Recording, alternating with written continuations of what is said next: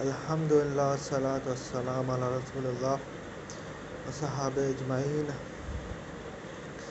اما بعد فإن خیر الحدیث کتاب اللہ وخیر الہدی ہدی محمد صلی اللہ علیہ وسلم وشر الامور محدثاتها کل محدثۃ بدعہ وکل بدعۃ ضلالہ وکل ضلالۃ فی النار۔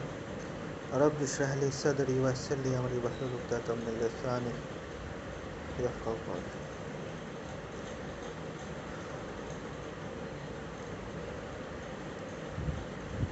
ہم لوگ کا سب سے بڑا پرابلم یہ ہے کہ ہم لوگ جو ہے عقیدہ پہلے بناتے ہیں اور قرآن و سنت پہ جو ہے بعد میں دیکھتے ہیں۔ مطلب ہم ایک پری ڈسپوزڈ پوزیشن پہ آ جاتے ہیں اور اس کے بعد جو ہے ہم لوگ اسی لینس سے جو ہے قرآن کو دیکھتے ہیں۔ ایک نیوٹرل انالیسس جو ہے قرآن کا نہیں ہوتا۔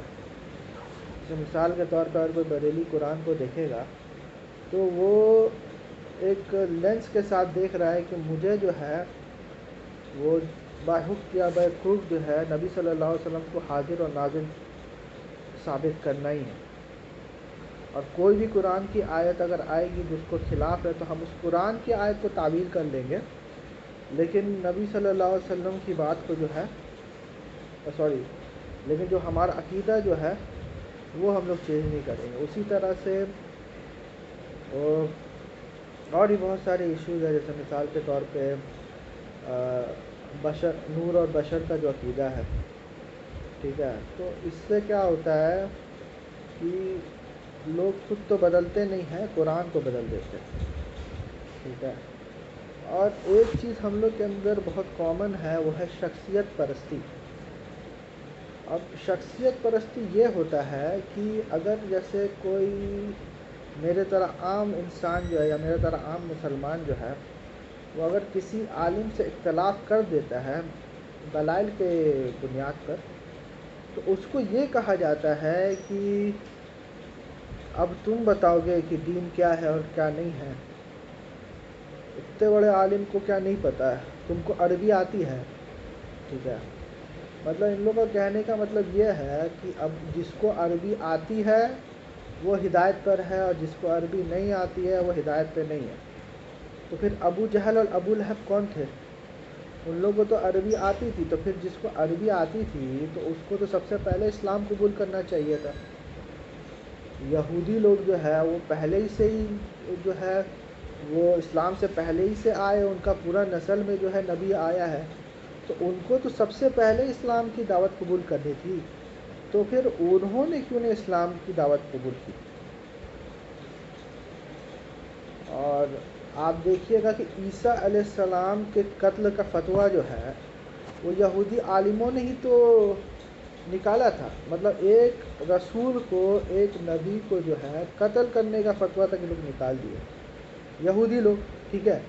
تو میں یہ کہنا چاہتا ہوں کہ کوئی یہودی کوئی آدمی اگر یہودی گھر میں پیدا ہوتا ہے، ٹھیک ہے، اور وہ تورات کھول کے پڑھتا ہے، اس میں اس کو نبی صلی اللہ علیہ وسلم کی جو ہے وہ پیشن گوئیاں ملتی ہے، تو اس کا کام کیا یہ ہونا چاہیے کہ وہ اس پیشن گوئیاں کو مان کے جو ہے نبی صلی اللہ علیہ وسلم کے اوپر ایمان لائے، یا اس کا یہ ہونا چاہیے کہ وہ اپنے عالم سے پوچھے، اور جب اس کا عالم اجازت دے دے گا تو وہ نبی صلی اللہ علیہ وسلم پہ ایمان لائے گا؟ تو اس کا عالم تو کبھی اجازت دے گا نہیں نا۔ قرآن میں آتا ہے اعوذ باللہ من الشیطان الرجیم واتخذوا احبار و رہبان اربابا من دون اللہ، کہ انہوں نے اپنے احبار اور رہبان کو، اپنے جوگیوں کو، اسکالرس کو جو ہے اپنا رب بنا دیا تھا۔ تو رب کیسے؟ وہ لوگ کیا پوچھتا تھا مورتی بنا کے ان لوگ کو؟ نہیں، ان کی حلال کو حلال اور ان کی حرام کو حرام انہوں نے سمجھنے لگا تھا۔ تو ہم لوگ تو ابھی کرسچن کا خالی جو ہے شرک کو سمجھ رہا ہے۔ کرسچن کیا شرک کر رہا بھائی؟ عیسیٰ علیہ السلام کو خدا مان لیا یا خدا کا بیٹا مان لیا، ان کے مورتی کو پوجتا ہے، تو یہ شرک تو چلو کھلے عام ہے، لیکن یہودیوں کا کیا شرک ہے؟ یہ تو کبھی سوچا آپ نے یہودیوں نے کیا شرک کیا، اور آج کا یہودی کیا شرک کر رہا ہے؟ آج آپ دیکھیے یہود کوئی مطلب بدھ کا پوجا نہیں کرتے، ٹھیک ہے، اور وہ ان سے پوچھو گا اللہ ایک ہے کہ تین ہے، وہ بولتے ہیں اللہ ایک ہے، ٹھیک ہے. تو ان کا شرک کون سا ہے؟ ان کا شرک یہ ہے کہ وہ لوگ جو ہے اپنے علماء کو، اپنے پریسٹ کو، اپنا رابائی کو جو ہے اپنا رب بنا دیا. وہ لوگ کوئی بھی کام ایسا کرتے نہیں ہیں جو اس کے رابائی کے خلاف ہو. مطلب رابائی نے اگر کچھ بول دیا تو مطلب وہی اللہ اور اس کا رسول ہے. ٹھیک ہے. یہی روش جو ہے مسلمانوں کی بھی ہے معذرت کے ساتھ. ٹھیک ہے. ہم مطلب کچھ بھی اگر دلائل پیش کیا جاتا ہے تو سامنے سے جو ہے رسپانس یہ آتا ہے کہ اتنے بڑے بڑے علماء، فلاں علماء نے یہ کہا، فلاں علماء نے وہ کہا. ٹھیک ہے. اہل سنت کا منہج یہ ہے، اہل سنت کا منہج وہ ہے. بھائی اہل سنت کا منہج جو بھی، ٹھیک ہے، آپ دلائل کو دیکھنا چاہیے آپ کو کہ بندہ جو ہے بات کیا بول رہا ہے. میں آپ سے یہ سوال پوچھتا ہوں کہ کوئی بندہ اگر شیعہ گھر میں پیدا ہوا ہے، ٹھیک ہے، اس کو آپ اس کے کتاب میں سے دکھاؤ گے کہ نہج البلاغہ میں ابو بکر رضی اللہ تعالیٰ عنہ کی فضیلت ہے، عمر رضی اللہ تعالیٰ عنہ کی فضیلت ہے، اس کی کتابوں میں اگر دکھاؤ گے کہ مولا علی جو ہے کبھی بھی جو ہے یا علی مدد کہنے کے لیے نہیں بولے، تو اس کا کیا ڈیوٹی ہونا چاہیے؟ اس کا یہ ڈیوٹی ہونا چاہیے کہ وہ بولے کہ نہیں اہل تشیع کا یہ منہج ہے، یا پھر وہ جو دلیل جو تم دے رہے ہو اس کو وہ اپنائے گا. جو آپ دوسرے سے توقع رکھتے ہیں اس پر آپ خود بھی تو یہ کیجئے. جب آپ دوسرے کو دلیل دیتے ہیں، جب آپ کرسچنز کو دلیل دیتے ہیں بائبل سے، جب آپ ہندو کو دلیل دیتے ہیں ویداس سے، ٹھیک ہے، تو کوئی آپ کو قرآن اور سنت سے جب دلیل دیتا ہے تو فلاں کا منہج یہ ہے، فلاں کا منہج یہ ہے، ہمارے جلیل القدر علماء نے یہ کہا ہے. بھائی تم دلیل تو دیکھو، دلائل پہ تو روشنی کرو. اگر میں کوئی ایسی بات بولوں جو کہ ایک دم اٹپٹا ہے، جو کہ دلائل کی روشنی میں بھی صحیح نہیں ہے، اجماع کے روشنی میں بھی صحیح نہیں ہے، تب تو سمجھ میں آتا ہے کہ آؤٹ آف دا ورلڈ بات ہو رہا ہے. لیکن کوئی ایسی بات بولی جا رہی ہے that make sense and has proof, تو پھر اس کو گمراہ تم بول دیتے ہو. گمراہ بھی بولتے ہو اور پروپیگنڈا بھی کرتے ہو. آج کے علماء میں اور یہود و نصارہ کے علماء میں زیادہ فرق نہیں ہے. یہود اور نصارہ کا علماء جو ہے وہ جو ہے اپنے کتاب کی تحریف کرتے ہیں، اور آج کل کے علماء جو ہے لوگوں کا کلپ جو ہے آؤٹ آف کانٹیکسٹ کوٹ کر کے جو ہے اس میں تحریف کر دے رہے ہیں، یا پھر آدھا قرآن کا آیت یا پھر آدھا حدیث بتا دے رہے ہیں، یا تو جو صحیح حدیث ہے اس کو زبردستی ضعیف ثابت کر دے رہے ہیں.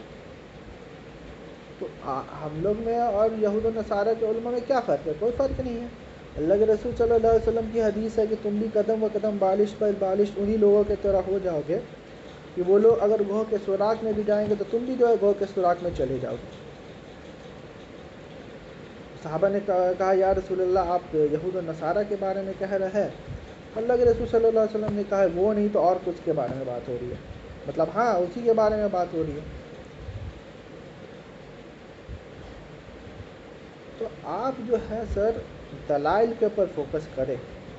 اجماع بھی اپنے آپ میں ایک دلائل ہے، اور ضروری نہیں ہے کہ کسی چیز کے لیے اجماع اگر بولا جا رہا ہے تو اجماع اس پر ہو سکتا ہے کہ اس لیول پہ ڈفرینس آف اوپینین بھی. اور اگر کوئی آپ کے عالم سے اختلاف کر رہا ہے یا بڑا سے بڑا عالم سے اختلاف کر رہا ہے تو اس کا یہ حق ہے اگر وہ دلیل کے بنیاد پہ کر رہا ہے. تو ہم لوگ اگر کسی سے اختلاف نہیں کر سکتے تو اللہ اور اس کے رسول صلی اللہ علیہ وسلم سے اختلاف نہیں کرتے. باقی ہر بڑے عالم سے ہم لوگ اختلاف کر سکتے دلائل کے بنیاد پہ، ایسے ہی نہیں اپنا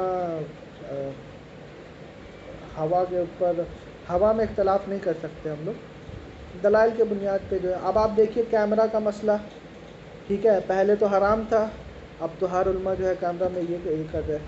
پہلے جو ہے مائک میں اذان دینا حرام تھا، ابھی تو ہم لوگ لڑ رہے ہیں کہ بھائی ہم لوگ کو مائک میں اذان دینے دو. ٹھیک ہے. ویڈیو کا مسئلہ پہلے تو حرام تھا، ابھی سب جائز ہو گیا. مطلب جب نئے چیز آیا تو علماء نے ہمیشہ اڑنگا لگایا. پرنٹنگ پریس میں ہمیشہ جو علماء نے اڑنگا لگائی کہ کہیں کتابیں جو ہے پرنٹ زیادہ نہ ہو جائے، لوگوں کے ہاتھ، عام آدمی کے ہاتھ میں نہ چلے جائے، ہمارا جو چوتراہٹ جو ہے جو لوگ آتے ہیں ہم لوگ سے پوچھنے وہ ختم نہ ہو جائے. اس چیز پر غور و فکر کرنا چاہیے. وآخر الدعوانا الحمد للہ رب العالمین.